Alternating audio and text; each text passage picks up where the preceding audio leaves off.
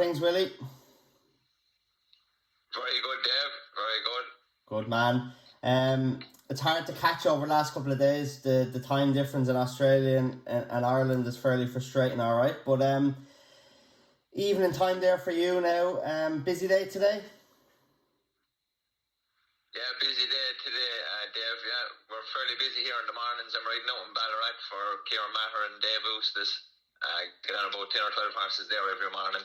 So, yeah, I'm kept busy here. I'm working hard. Good. Willie, at the weekend, a horse similar name to yourself, Will John. You won the Grand National Hurdle on $250,000 race. Yeah, no, it was brilliant race to win, and it was for Dave Oustis and Kieran Maher as well, the boss who I'm working for. So yeah, no, it was a brilliant race to win. It's the biggest hurdle race they have here in their season. So yeah, no, it was a pleasure to get the ride and the opportunity to ride such a wonderful horse, Will John. We'll talk about the race in a few minutes, but just tell people about your journey, how you ended up in Melbourne. People who know you're from Cork, you rode in Point to Points here in Ireland, and you moved then to Tom George's in the UK, and from the UK then you moved to America, where you had a lot of success for many years. You were champion jump rider out in America. What made you move to Australia when things were going good before the fall? Obviously, we'll get to that in a minute. In America, why was the move? Yeah. But you left out one little bit there, no, Dave. When I was riding in England, I also rode for a fella called Ian Williams, and there was a bowling apprentice up there, conditional fella called Davy Boland. We used to live together up there in Birmingham. You forgot that bit. Yeah, no, I raced there in America for 10 years, Dave, and I had a bad fall out there last year. Left me with a broken neck, 9-month recovery, and I was just very unhappy with the stewarding of the incident that left me with the broken neck. What can only be described as horrendously dangerous riding.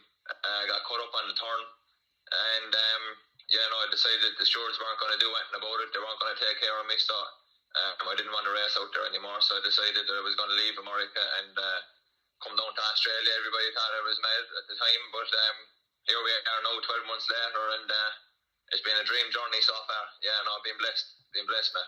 And from talking to you regularly, texting and calls and whatever, Willie, it was a long recovery though after the injuries of that fall in America. Yeah, Dave. I was flat on my back for 4 months with a neck brace staring at the ceiling for most of it. Went through a lot of pain. It was a long recovery. Did a lot of physical therapy. Gave it the full amount of time though. I mean, it was 9 months before I was back on a horse after it. And there was a period in there at one stage if the doctors weren't sure if I was going to be allowed to go back riding at all, never mind go back race riding. So no, God is good, and we've had the opportunity to come out and do it again. And like I said, I've been blessed with this opportunity to come to Australia, and it's going fantastic down here. I love it. Brilliant. And is there much of a difference compared to riding in Australia compared to America?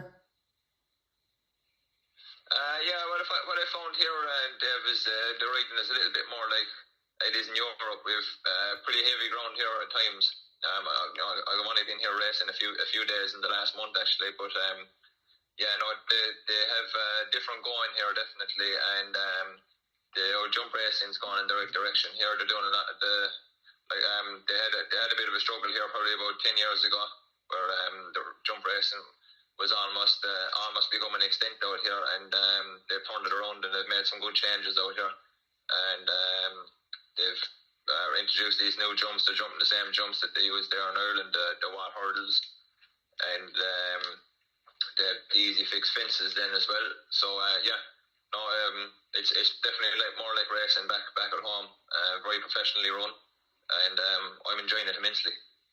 Well, you had to go through the whole quarantine as well on your own in a room for 2 weeks when you arrived there, and like you said, you only started riding since the beginning of July. You've had 15 rides, 3 winners, 2 big feature races. So good start. And what's the plan ahead? When does the season end, or what's ahead for you then?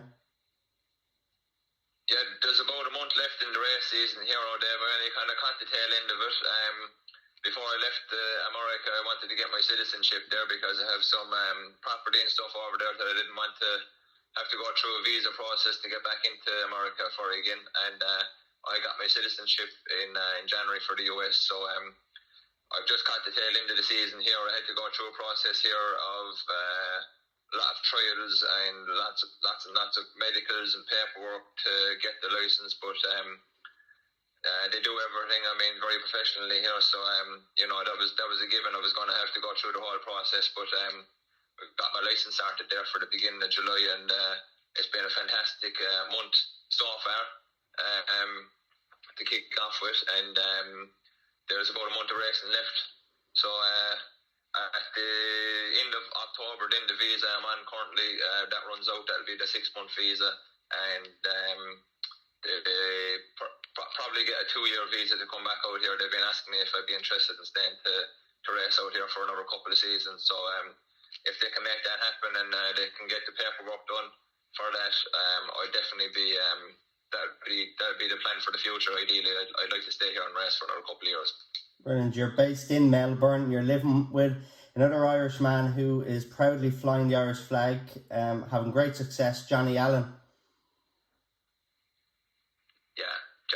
Johnny's top man. Yeah, I moved in with Johnny here when I came over, and it's been a great experience reconnecting with him. I hadn't seen him for years since we worked at Sean O'Brien's down in Kilworth down on Cork there, and I hadn't seen Johnny for a good few years, but we've reconnected here, and it's been great to get back and live with him here. And he's a fantastic athlete as well. When he's not racing, he's out running, and he's doing fierce well. Obviously racing, he's riding winners every day of the week here on the flat.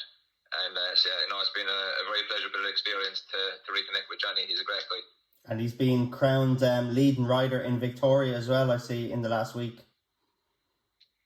Yeah, he had the Victorian Flat Jockeys Championship. He got that one in the bag for the first time. He's been here, so I think he had 144 winners for the season. So he's doing all right now. Yeah, he's doing all right. He's getting a few shillings out of it anyway. Oh, by God, you lads won't spend it anyway. You know how to hold on to your money. Well, we'll mind it. Save it for a rainy day, Davey. Absolutely. Might need it for a little game of golf or something sometime. No problem. Well, look, I've always wanted to go to Melbourne Cup, so now I have the perfect excuse for a reason to jump on a plane and head out to Melbourne on my own now. Definitely, Davey. Come on down anytime. We'll make a few videos while you're down here and show the rest of the world what's going on with Australian racing. It's doing very well.